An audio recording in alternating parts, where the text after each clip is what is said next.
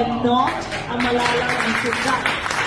एक बार फिर हम IMF के दर पर हैं लोन लेने के लिए। आटा लाहौर में कितने का मिल रहा है? 20 किलो का जो थैला है वो 3000 का मिल रहा है। मतलब सिर्फ ये नहीं है कि यहाँ महंगाई हो जाएगी, यहाँ राइटिंग शुरू हो जाएगी, श्रीलंका को आप भूल जाएंगे। And I'm safe in my country, India, in my homeland Kashmir, which is part of India. I need to run away from my homeland and seek refuge in your country, honorable MP. ये ना बम नहीं फटते। हमारे पाकिस्तान में जितने बम फटते उन्होंने confidence के साथ जवाब दिए हैं, जिस तरीके से he was full of confidence the way the rise of India. अपने लोगों को सतह गुर्बत से नीचे धकेल रहे हैं। IMF तो जो प्रिस्क्रिप्शन इस्लाम के नाम पर या रिलीजन के नाम पे हमने एक नई कंट्री बनाई और उसके बाद हम बना तो ली लेकिन हम उसे मैनेज नहीं कर अभी पाए। तो वो मुश्किल वक्त से गुजारना भी मुश्किल हो गया क्योंकि आटा नहीं मिल रहे हैं, लोग भूख से मर रहे हैं।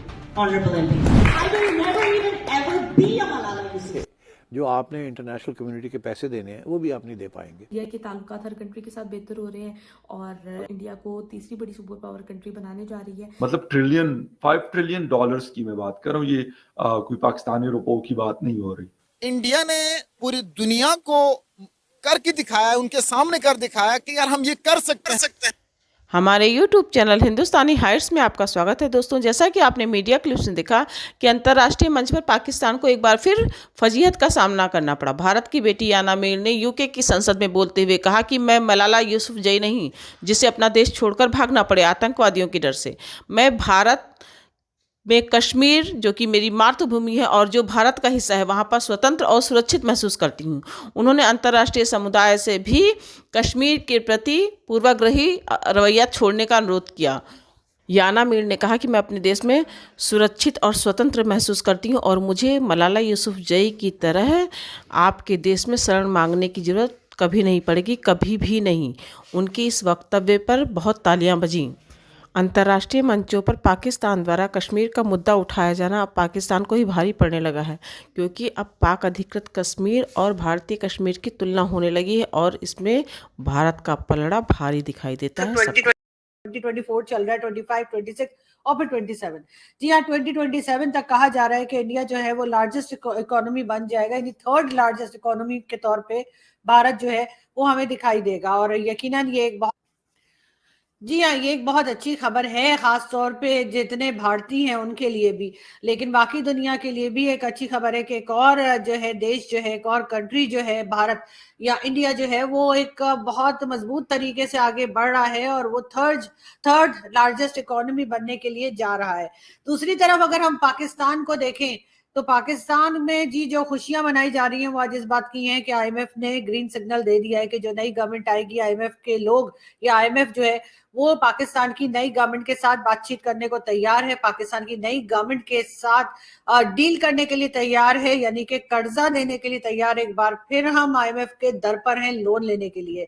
ये दो अलग अलग कंट्रीज हैं, एक है भारत जिसके साथ पहले पाकिस्तान हुआ करता था और उसके बाद 1947 के बाद हमने जी इस्लाम के नाम पर या रिलीजन के नाम पे हमने एक नई कंट्री बनाई और उसके बाद हम बना तो ली लेकिन हम उसे मैनेज नहीं कर पाए। भारत दूसरी तरफ हम देखते हैं कि आगे की तरफ बढ़ता हुआ दिखाई दे रहा है, चाहे उनकी फॉरेन पॉलिसी हो जो हमेशा से मुझे पसंद है और मैं डॉक्टर जयशंकर की बहुत बड़ी फैन हूँ, ये तो मैंने हमेशा ही कहा है। और अगर इकोनॉमी को देखें तो इकोनॉमी वाइज भी भारत जो है वो कहीं आगे है पाकिस्तान से, बल्कि इस रीजन में जितनी भी कंट्रीज हैं उनसे हमें भारत बहुत आगे जाता हुआ दिखाई दे रहा है। अब 2027 तक का टाइम दिया गया है कि जी थर्ड लार्जेस्ट इकोनॉमी जो है वो भारत बन जाएगा, यानी भारत वाले एक्सपोर्ट भी कर रहे हैं, चीजें बना भी रहे हैं, बिजनेस भी कर रहे हैं, दूसरी कंट्रीज से लोग आके पैसा इन्वेस्ट भी कर रहे हैं, चाहे वो कश्मीर हो या भारत के बाकी इलाके हो। आप देख सकते हैं कि बाकी एरियाज में भी कहीं ना कहीं से कभी गल्फ कंट्री के और कभी कहीं के लोग आते हैं और इन्वेस्टमेंट करते हैं। उसकी एक बहुत बड़ी वजह ये है कि सिक्योरिटी है, उनको मालूम है कि अगर ये पैसा हम यहाँ लगाएंगे तो हमारा पैसा हमें वापस मिल जाएगा और उसके साथ साथ हमें प्रॉफिट भी होगा।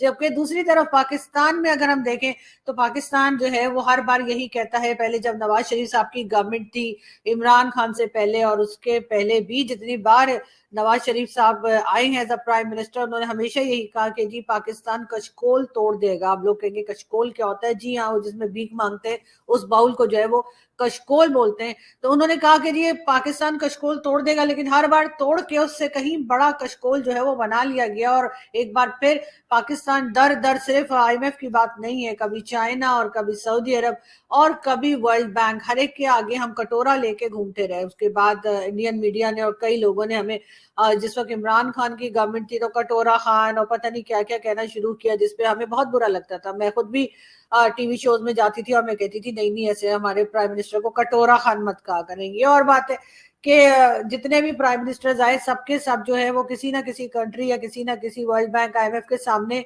हमें कटोरा लेकर ही खड़े दिखाई दिए। लेकिन एक बार फिर अभी नई गवर्नमेंट एस्टेब्लिश होने जा रही है, अभी पूरी तरह से कैबिनेट बनी भी नहीं है। कहा यही गया है कि जी कैबिनेट बन जाएगी, लेकिन हमें मालूम है कि किस तरह की आएगी। वही 70 से 80 लोग लाके शहबाज शरीफ और आसिफ अली जरदारी साहब अपनी मर्जी के लोग लाएंगे, अपने जितने पॉलिटिकल वर्कर्स हैं या पॉलिटिकल पार्टी के जो लोग उनके हैं जाहिर, जो पैसे वाले उनके साथ जिन्होंने इलेक्शंस लड़े हैं या जो उनको फंड करते हैं, उनको लाया जाएगा। उनको कोई ना कोई सीट दी जाएगी, हर कोई मिनिस्ट्री मांगेगा उसको वो दिया जाएगा। शहबाज शरीफ का भी हमेशा से यही रिकॉर्ड रहा है। नवाज शरीफ भी कहते थे कि जी अपने पूरे खानदान को जो है पार्लियामेंट में पहुंचा दिया था उन्होंने, और अभी एक बार फिर हम वही कुछ होता हुआ देखेंगे। लेकिन बात यहाँ खत्म नहीं होगी। उसके बाद जी इनको बड़ी बड़ी गाड़ियां लॉट की जाएंगी, फिर गाड़ियां खरीदी जाएंगी दोबारा, जो इमरान खान ने बेची थी। लेकिन इमरान खान ने गाड़ियां बेचकर, जब इमरान खान आए थे उन्होंने कहा नहीं मैं भैंसे बेच दूंगा, मैं गाड़ियां बेच दूंगा, जी हम बड़ी सादा जिंदगी गुजारेंगे, प्राइम मिनिस्टर हाउस को जी हम यूनिवर्सिटी बना देंगे। लेकिन ऐसा कुछ भी नहीं हुआ, ना तो प्राइम मिनिस्टर हाउस को यूनिवर्सिटी बनाया गया, ना ही कोई खास काम हुआ। इमरान खान ने जरूर भैंसे से बेची और उसके बाद गाड़ियां बेची, और वो गाड़ियां बेच के उससे कहीं ज्यादा तादाद में कहीं ज्यादा महंगी गाड़ियां दोबारा खरीद ली गई। हमारे इस वक्त भी जो कैबिनेट आने वाली है, जो गवर्नमेंट एस्टेब्लिश की जा रही है, बनाई जा रही है, उसका यही हाल है कि वो आएंगे और आने के बाद सबसे पहले जितने उनके दोस्त हैं, रिश्तेदार हैं, जितने भी करीबी लोग हैं, उन सबको जो है वो कह दिया जाएगा कि जी आइए और अपनी मर्जी की आप मिनिस्ट्री ले लीजिए।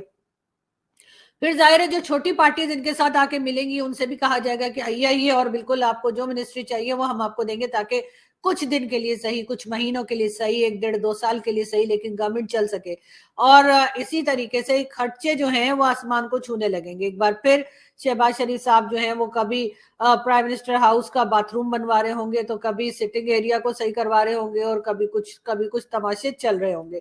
खर्चे जो है वो बढ़ते चले जाएंगे और आम पब्लिक जो है उसका कोई पूछने वाला नहीं होगा। दूसरी तरफ भारत है, भारत की तरफ हम देखते हैं तो पता लगता है कि जी 2027 तक वो 3rd लार्जेस्ट इकोनॉमी बनने जा रहे हैं। लेकिन उनके मिनिस्टर्स को देख लीजिए, चाहे उनके प्राइम मिनिस्टर को देख लीजिए, वो आपको इंतहाई सादा दिखाई देंगे, सीधे साधे कपड़े पहने होते हैं उन्होंने, कोई सूट, कोई इनके महंगे महंगे टाई, और कौन कौन सी कंपनीज जिनके तो मुझे नाम भी नहीं आते, अमेरिका और स्विट्जरलैंड और कहाँ के जो है वो चीजें पहन के खड़े होते हैं। मरियम नवाज आएंगी जी as a chief minister of Punjab, और